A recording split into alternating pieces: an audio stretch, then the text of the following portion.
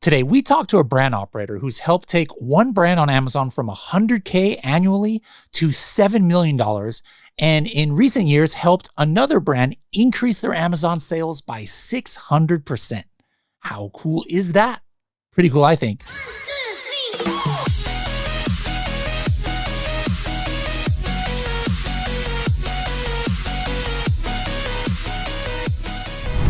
Hello, everybody, and welcome to another episode of the Serious Sellers Podcast by Helium 10. I'm your host, Bradley Sutton, and this is the show that's a completely BS-free, organic conversation about serious strategies for serious sellers of any level in the e-commerce world. And now we have somebody here in the United States, and he's been on the podcast before, but more in an educational format on our AM/PM podcast. He, every other month, helps us with a topic AI.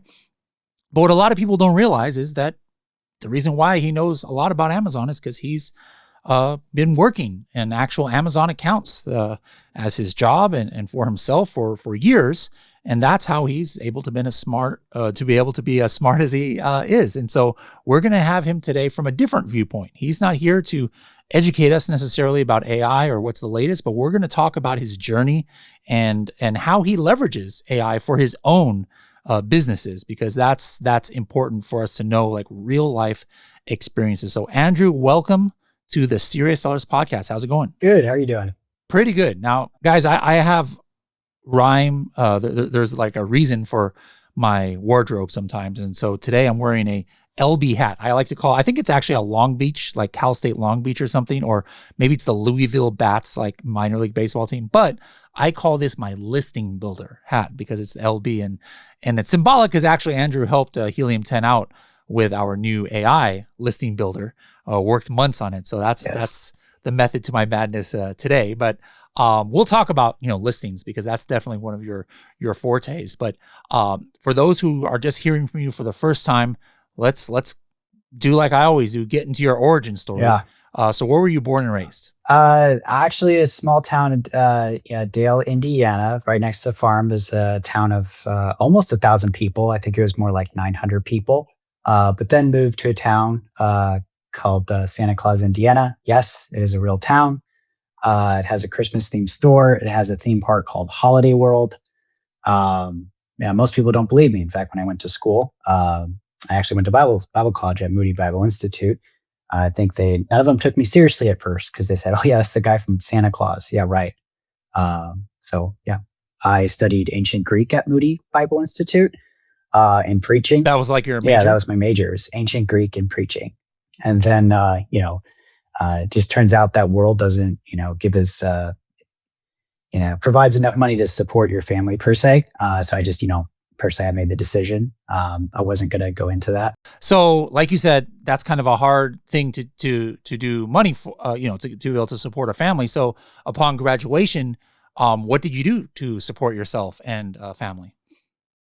Well, I guess at the time I didn't have I didn't have my own family. But I took a year off basically, and just I lived with my mom for a while, and I just studied. I spent every waking hour in Barnes and Noble. I read every single book I could off the shelf because I love studying and everything. And I'm like, well, I might as well take this time to keep learning. I started learning about business and SEO. And then I realized, man, there's just not enough literature on business here. And then a lot of the books, I'm like, man, this is really shallow literature actually too. It wasn't as very good as what I'm used to, but it did open me to the world of ebooks. And to this day, Bradley, I read one ebook per day, whatever that might be. Wow. One ebook per day. And that has been, I think it just goes to show the power of habits, in your life that you have, make a huge difference. What was your first actual entrance into actually generating money on Amazon? What year and what were you doing? Well, there's a company called Touch of Class, and they had this huge catalog of home decor products. They had thousands of products, actually, many of them very niche, unique, premium. A lot of the products were exclusive to themselves. Meant we weren't fighting other sellers on the same listing. So yeah, I ended up joining them. I started doing everything. So okay, we need to go to FBA. And I remember myself being out in the warehouse. I remember at first there was like 300, so there's 300,000 square feet in this warehouse. And then I was given like, 1,000 square feet of time to do FBA. And by the time that FBA had bloomed for us, we had like 50,000 square feet of room worth to send to FBA. So you can see Amazon just increasingly What year is all this happening? All this is 2020. This is 2020. 2020. Okay, so about 6 years ago, you've got this big company that's huge offline. I mean, if they have a 300,000 square foot warehouse, they must be pretty big offline. And so then now you're like, hey, I want to start getting this stuff up on Amazon, and you were able to grow it where you got more and more percentage of that warehouse. I looked at this catalog and I actually thought this is a gold mine, because Amazon's not just a place for low prices, it's a place to find niche products as well. So they were already on Amazon, a certain aspect, and were you hired specifically for Amazon? Yes, hired specifically for Amazon, just to show like the opportunity, because the belief was there was no opportunity on Amazon per se, right? It was more just... So before you started on it, what was like their annual sales on Amazon? I'm assuming it's pretty low. I think that year they had hit $100,000, and by the end I had it at 7 million per year. So within a year, we were able to double. Okay, so let's talk about that journey. So what was the first few months? You're in there, 2020. You're like, all right, this is a huge company, but they're doing like only 6 figures on Amazon. I know a lot of us out there are like, hey, I'd love to do 6 figures on Amazon, but obviously for a company this size, that's not great. So what was the first things that you did to start to ramp up their sales? Well, I can't go without talking about this, Bradley. Is I enrolled in Freedom Ticket. And I learned from my first teacher, you and Kevin King. You're my first Amazon teachers. Started learning everything I could about Amazon from you guys. Keyword research, Cerebro, Magnet, back, Scribbles, love Scribbles, listing optimization, Seller Central, FBA, all of that. So at Touch a Class, I was working with around 4,000 ASINs that we have, parent ASINs. Wow. Not just child, where you have like 4,000 ASINs were only generating $100,000 a year. Well, we didn't have that many ASINs on at that time. You can imagine after I proved the success that we kept going. Got it. But in many cases, I was building things from scratch. I was doing the pick, pack, ship. Mm-hmm. I was learning FBA. I was working inside Seller Central. I was building keyword lists. I was optimizing titles, bullet points, descriptions, product pages. I was not doing it casually. I was very obsessive. I'd run Cerebro over and over again. I'd use Magnet over and over again, build keyword lists for every single product you can think of. I had category level keyword lists, product level keyword lists, broader lists, and that could be reused across related products as well. There was not a single product that went unearthed, right? Unmined. I dug through every product to see how can we make this sell through optimization, because I truly believed the right keywords would show up, because, keyword research, SEO is the art of making what is invisible visible through the right, search terms, I believe.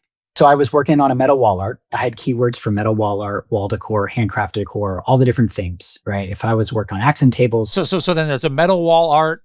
And then what would you do? Would you go on Amazon and look for, hey, who are the top sellers currently for metal wall? Yeah, everyone. I had documented at least 20 niche competitors. The thing is, I had so many categories I had to look over in niche in decor. So within bedding, we had 10 players that could compete against us, right? That I had to keep watch on. On metal wall art, we had more 20. But fun fact, we have the largest collection of metal wall art on Amazon. It's not even close.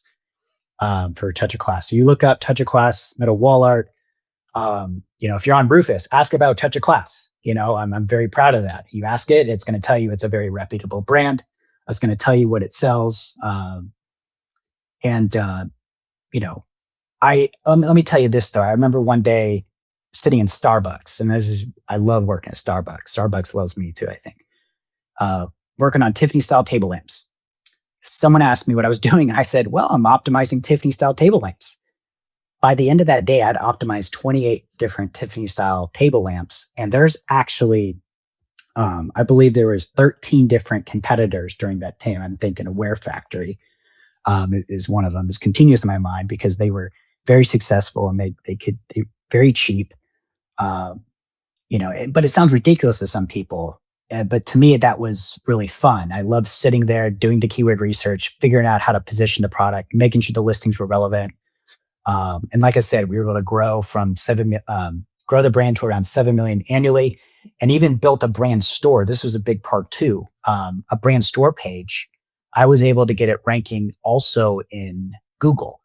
And this is back when, people were still, just kind of coming out with like the knowledge of like, hey, wow, you can rank on Google through Amazon, right? Because Amazon has the authority score to do so. So we started ranking very high for our Amazon brand store pages where you go, he says, okay, visit, the so-and-so store, right? I almost treated it too like a blog. So if it would ask, hey, what are the top 10 metal wall art? Give me a decor on a Victorian style home. I had everything going there. So I treated it like an SEO page, and we would show up in Google there. Well, guess what? We had $1 million in sales my last year when I was with them on just that brand store page. A lot of people talk about brand store pages, but then being able to generate so much sales and having a big part of it be from Google might be a new concept for some people out there. So can you talk about how you... Yeah, absolutely. So, I would actually, use outside. So I would look at, some Google search terms, and I would see, okay, this is metal wall art for living room is what's searched on Google. And so that's where I would go to Google and see metal wall art for living room there. I basically took the concept of what I found on Helium 10, right? And said, okay, these are all transactional keywords, right? So I'm going to see and match it up against Google keywords as well. And that's what I would do. And some things would change. So like, for example, I had a blog on there. There may be 10 blogs by the end of my time there, but one of them was on Tiffany style lamps because we had so many different types. It's like, why buy this type? Why buy that? Turns out people are very particular on their shades. And so I talked about how it's handcrafted. Well, I was able to get from the manufacturer a video of how they actually do the handcrafting for Tiffany style lamps. When we have our handcrafted personalized decor, I would show that as well, because using video helps you show up also in Google search. And so I was able to transfer the learnings from Helium 10 and then also from Google search rankings, fuse those together, and where we were able to rank on Google because of that. And I would keep track of all our products through Google of how it ranked, because individually things would show up like that too as well. But it turns out like a lot of the same transactional keywords you see on Google are very similar to those on Amazon. Yeah, that's probably one of the things that I was probably most proud of. And so this increase from $100,000 yearly to 7 million, we've got about $1 million attributed to activity on the store. How much can be attributed? I know, we're just, throwing out numbers here. We're not 100% sure. You can't measure it completely, but how much can be attributed to like what you did through Helium 10 as far as optimize, using the tools to optimize a listing and find the keywords and things like that? Obviously a big portion is just plain launching more of the SKUs that you guys had, that weren't on Amazon. But how much would you say can be attributed? I don't think that's true, Brad, because 1,000 of them we've launched were unsuccessful. None of them were optimized. We started launching with Helium 10 keywords. Boom. Organics bounced 10 times. And I'm not just exaggerating this because I know like AI language loves to exaggerate things, right? But for us, it was that exaggerative. It was an explosion of traffic. And I attribute almost all of that to Helium 10, like no doubt. And I think that's why I'm so religious, if you will, on using it and advocating for others, because it's accuracy. And we've seen it in I believe, the most niche brand you could possibly have. You just go look at Touch a Class and you tell me I'm wrong. That you could possibly imagine highest priced items by far in their niche. And we were able to still sell quite a bit. So if 3 of our products went out, that's okay. We got everybody in backup. You know what I mean? Even because we weren't in control really of stock, because back then I wasn't able to, there wasn't a need to say, hey, we need to order for Amazon, right? We just needed to order for the catalog and online. But as the Amazon started to prove itself, I started to show, well, maybe we should be ordering stock for this. But even when everything went out of stock or off FBA, let's say, our stuff continued to sell, even when it went right back in stock, rankings went right back up. Why? guess what? We had the right keywords. So thinking about the tools, I mean, obviously talking about keywords, you were using Cerebro, Magnet, Listing Builder / Scribbles. What other tools played a role in the increase of sales? Like, were you leveraging any of our advertising tools, a keyword tracker, research for new products in Black Box, anything non-keyword related were you Keyword tracker. I believe we were the first ones, Bradley, that I messaged you guys and you guys actually added more because of me. I'm pretty sure I was the guy that you did that because of. I'm pretty proud of that. Yeah. So, So why was thousands. that such a big need for you? Why were you breaking it? Because of how much Because you could, like, well, what was the we had value for so you many guys? products that did so well, across. It's not like our portfolio was the typical, like, okay, just a few items or your hero items, right? We had so many items that were like backup. So if one went down, we had others that came right in and it was fine. It filled in the gap, right? Like, sure, yeah, we might have lost sales, but we had the other 99% of sales come from like, a combination of a lot of products. So, and I think it was about, maybe 400, 500 products that made up, Wow. 50% or so of our sales. But, um, and then everything else so niche and, people would buy once every month. But when you have 4,000 items that are bought once every other month or twice a month, that's a lot of money right there. Um, but yeah, I would say that keyword Yep. tracker was a huge one. And we could track Amazon choice badges. I remember every time we get a new Amazon choice badge and a presentation, I'd always brag about that. Guys, we're owning this keyword. Check this out. Look, we need to invest in this keyword. Check it out. Um, and we didn't have a huge advertising spend, so I had to rely on organic rankings. But turns out advertising became easy to me because, um, it was mutually reinforcing. SEO and PPC are in symbiotic union with each other, right? You cannot separate those two. So as we did PPC, our SEO rose, right? But if we did PPC before optimization, it might have looked like this, right? Where organic tanked, PPC's doing well, but then we're like, organic's rising, let's get rid of PPC, and then organic tanks too. What are some of the other things that you were doing that not everybody's doing? It's 2024. Okay. I was still with Touch Class in 2023. I launched my GBTs in early 2024, and I had been with Touch a Class still.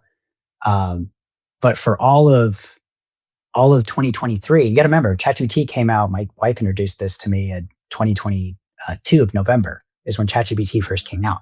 It was actually my wife that introduced me to it. And I gave me all 2023 to learn. And you can guess that, like as the models improved, messages limits, increased. I kept hitting the limits. I was constantly testing. I was constantly asking, what can this do? How can I use it? How can I apply it? Before I knew it, I had built around 350 custom GBTs, which, by the way, I'm up to 700 now. Okay. Now, since you left Touch of Class, you've worked for other companies. Any similar? I mean, I think it's a once in a lifetime thing to go from 100K to 7 million. Definitely. But what other kind of trajectories have you seen now with other companies that you've worked for in the space that are selling on Amazon? Yeah, recently with the company that we have, NFPA. It's the National Fire Protection Association. We sell code books. You're like, Andrew, why did you get into books? Well, we just recently we're up 600, well over 600% year over year. Also, like just other brands. Some I can't say, but there's been a couple billion-dollar brands, for example, I've worked with Rufus, that are showing increase in sales across their product pages, which is very encouraging to see that. Just getting people feet wet in that, and then that of course with Listing Builder, it optimizes now for Rufus, and will continue to do so even more. So I'm excited to see the results of that as well, of people using it. Well, what do you see that is a big thing that people are leaving money on the table? Because what I think is that the people who see big increases in Rufus is the people who had listings that were probably just keyword stuff. And again, we've talked about the importance of keywords and look what it's done for the brands you've worked with. But if you just kind of like tackle listing building just from a keyword perspective, that's never been the case. And especially in a world with Rufus, where it's not just based on raw keywords, you've always supposed to have been optimizing for like the customer behavior and customer fears and how people use it.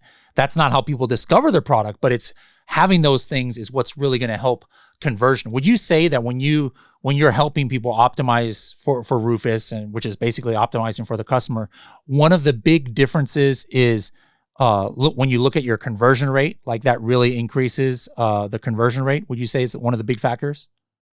Yes, because you're getting better answers to them, but also, I I believe, Brad, there's proof to show how you can rank in Rufus as well, because inevitable reality, whether we want it or not, whether it's good or not, there could be a day. I don't think it's going to happen. I think that, and we talked about this, A9 um, and Rufus work in, I believe, symbiotic union in the sense that Rufus actually uses A9 algorithm. Um, to bring in products, right? So it puts together its search query plans. It goes and it extracts the correct, most relevant products, um, and then brings those products in. And I just did a big study on this, and there was actually a patent that came out that talked about this as well. So it turns out it uses the search API, which was something I kind of already thought, and so the overlap is actually much bigger when you look at Yeah. Rufus answers in the headlines that it shows and using those as attribute filters to then search Amazon, right? There are cases where it's personalized, right, to the person. Um, but then there's also, but the vast majority are those that are coming from the actual product search API. And I intend to prove that definitively here within the next couple months. Um, I think, I can definitely attest to that yeah, too. And I'm not testing right. thousands of things, but when you test tens or hundreds of things, you're not going to have much difference when you test thousands. But I 100% have seen that where I've done tests where I will change something or something doesn't show up at all in Rufus or regular search. Mm, Like I've been launching some products that there's literally don't exist on Amazon. So Amazon's algorithms and AI don't really know about it. Like yeah. one was a bat-shaped toilet rug. Mhm. There have been bat-shaped bath mats, and I have the listing optimized perfectly. Maybe not perfectly, but I have the keyword bat toilet rug and bat Yeah, yeah. toilet mat, like all over the listing, including the title, right? But then you search it, like day two of the launch, you search it, even though I'm the only one within the title, it wasn't showing up in the search results. I was indexed for it, but it wasn't Wow. showing up in the search Yeah. results. You ask Rufus, it says it was showing you bath mats, for the bath, not for the toilet, even though I was the only toilet rug and it was in the title. And then I like sent some traffic, literally one or two purchases for this keyword to send like a relevancy signal to Amazon. Boom, almost immediately, which I've never seen before. Now I started showing up top of search for this. I mean, this keyword has zero search Yep. volume because like I Right. said, nobody's Right. searching for it. But immediately in Rufus, the same time, I asked the same exact question that like 2 hours earlier before I sent that traffic, Rufus was like, no, or it doesn't say no, but it was like, hey, here's these are some bat-shaped toilet rugs, but it was showing me bath mats. But then just minutes later, almost no more than an hour, Rufus completely changed the answer, and SEO was impacted at the same time just by like when it's obvious that Yeah. Amazon realized that this product is relevant because of this traffic I sent. And so it just shows these things are intertwined. You don't really optimize for one Yeah. and not the other. It's important to do both. And then also the amazing thing that Rufus can do is like even like set schedules like, hey, Yeah. buy this if there's a discount of 5% or 10% or something. So with that in mind, has that affected how you control the pricing on your own listings? Because you're like, I gotta optimize for these people who might be leveraging this price I history. think I was telling John Durkis this. I told him, I was like, now Rufus has become, it's a pricing strategy now. I never thought of Rufus as incorporating pricing strategy, but pricing strategy now matters because of Rufus a lot. Your transparency with customers, your integrity with customers, it matters more than ever. You can't just gouge them. And customers are going to use that. And they're going to be really upset if it's like, oh, they offered this before on a non-prime day and all of a sudden, but that was like a way long ago. So they're giving them even more history. And there might be people that get around it by like, okay, we'll just work around the 90 days and 30 days, things like that. But I think it just comes down to, don't don't gouge your customer, give them the Yeah. right price. Like obviously you want to sell at the price that's profitable for you. But I think a pricing strategy, it's going to becomes much more on ethical lines, than anything else. Yeah. Now, when optimizing for Rufus for listings, outside of what you and the team developed in Helium 10 Listing Builder about being able to look at your own listing and other listings, putting in ASINs and making sure that your listing answers those questions that are coming up on your page and your competitors' pages. How else can people make sure that they're optimized for what Rufus is doing now and potentially in the future? Yeah, I think a lot of that has to do, future proofing your listing. Well, one thing that Helium 10's Listing Builder is already doing is it's use case based in the sense that it really leverages the use case based writing philosophy, which is central to in the core of what Rufus is about. Absolutely central on that. And citing like, okay, these are the features, and these features produce this benefit, right? So, for example, if I have a mirror that's long mirror, right? The benefit is, oh, I get to look at myself in the mirror more fully, right? That's a benefit right there because it's bigger. If it's smaller, there isn't that. But a benefit might be, instead of seeing my whole body, I just see my face because that's all I need to see before I go for the day if I'm checking my makeup or whatnot, right? It'd be a little awkward if you're doing your makeup, you had a big mirror like this you were taking around, right? So having a little mirror makes a lot more sense. The benefit is you can use it for makeup on the go. So I think connecting those, and that's intricately a part of, listing builder of the way it's built, and the future roadmap two of it is, future proof for that reality. Things that we're coming out with and thinking about. I even developed a skill within Claude called intent mapping, where it takes your keyword lists and it matches it by intent. And the idea is the way Rufus will actually, show something is by different intent types. And so I think that's the unique thing is like what I'm bringing to the table is like I'm very scientifically minded, right? Like I'll bring in the Amazon science papers, I'll bring in the patents, but I'm also a practitioner in the field.